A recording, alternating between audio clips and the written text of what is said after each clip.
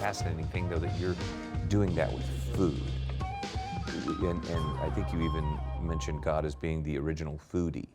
So there really is this, it's a spiritual experience and a deepening of my faith. It's not just me enjoying food. There's something richer that's going on here.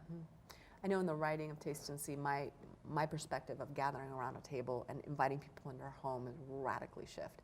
We've become so much more intentional. When you come to our house, the first thing we ask you to do is take off your shoes. And when you come in our kitchen, we have a little island, and we're going to lay out a charcuterie board of meats and cheeses, because we know that kitchen is the heartbeat of the home. We want you to come in and be like you were just there. I will always leave at least one pile of a mess somewhere in the house, just so you know we're human. Just to that affirmation. And then when we eat, we don't sit at the table. We go to our living room, and we sit around this old barnyard table, and some on the floor and some on the couches, and just eat together in that way. And everything that we're trying to do when you walk in the door is disarm you, to the point where you can just feel so comfortable and so yourself, and know that you are so loved right where you are. So that word disarming is fascinating. What are you disarming? What are we walking in with that we don't even know that we're carrying into a meal like that? Yeah, I think that often when we come in and we sit down, and again, there are places and times for formal dining room tables, and if you live in a part of the country where that's the thing, you stick with that. But I find that when I have to sit up in a very, a table, and then the awkward feel, it kind of creates this awkward, let's talk about weather, let's talk about, it can get difficult to have people feel relaxed and just exhaling and being fully themselves. As part of that, I do a little spiritual preparation that I never did before. I actually start praying for everybody who's coming, earlier in the day or early that week before that meal. And people will ask often when you come to dinner, what can I bring? And a lot of times I'll just say, if they're a person of faith, I'll say, I'd just like you to bring your prayers and your expectation that God is going to show up in a powerful way tonight. And so then you start bringing people in, even just with this expectation that something beautiful and wonderful could happen in a faith-based way. And then somewhere during the night, I love to drop this question and just ask this question based on who might be there. I'll phrase it differently. But where do you see the divine or God or the Holy Spirit at work in your life? And it is amazing, not every night, but how many nights all of a sudden that starts to unlock, and the conversation goes to this deeper level, and people are in that space of it's safe, and they're loved and being loved and being known. That is so rich. And I think that when we gather around a table, I think we are hungry for so much more than the appetizer, the entree, or dessert. We long for that sense of connection, of entering into that safe space where we can be ourselves, and any sense of shame just scurries away. Wow.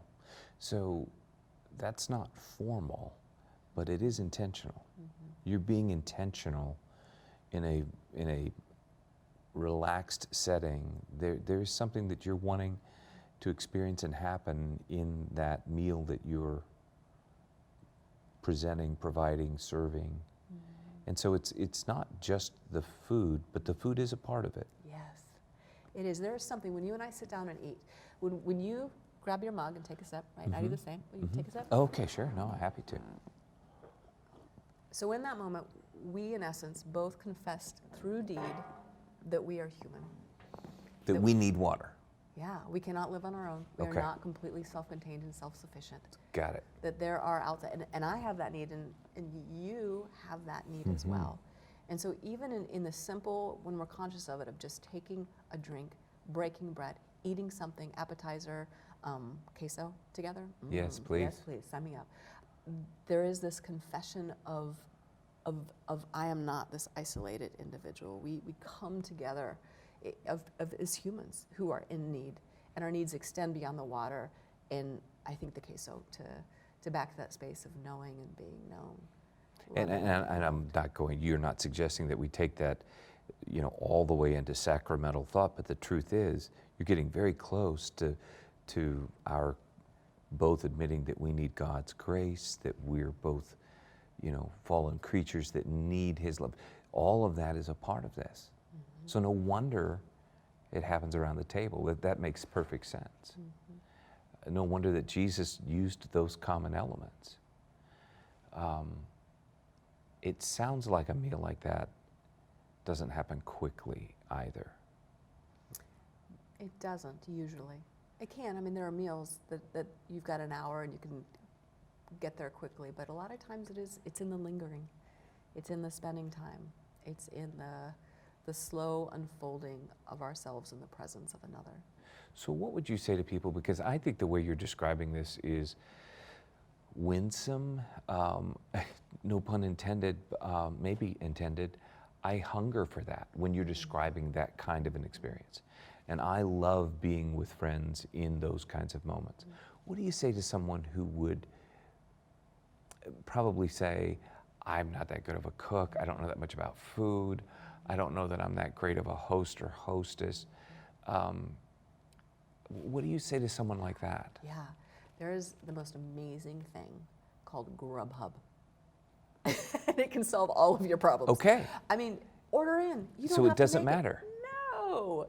Get the big lasagna from Costco that you stick in the oven for 45 minutes. Everybody oohs and ahs over it. Don't worry. Don't spend all your attention on the food when the attention, if you were to take that attention and give it to prayer, and give it to intentionality of making people feel comfortable, warm, and loved, and asking some good questions, y'all won. You've had that meal we were talking about.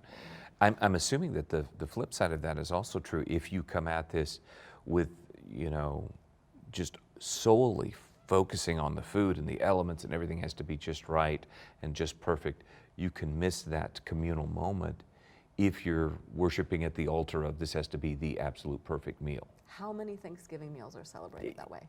Exactly. Right? Exactly. I mean, there's so much focus on the food.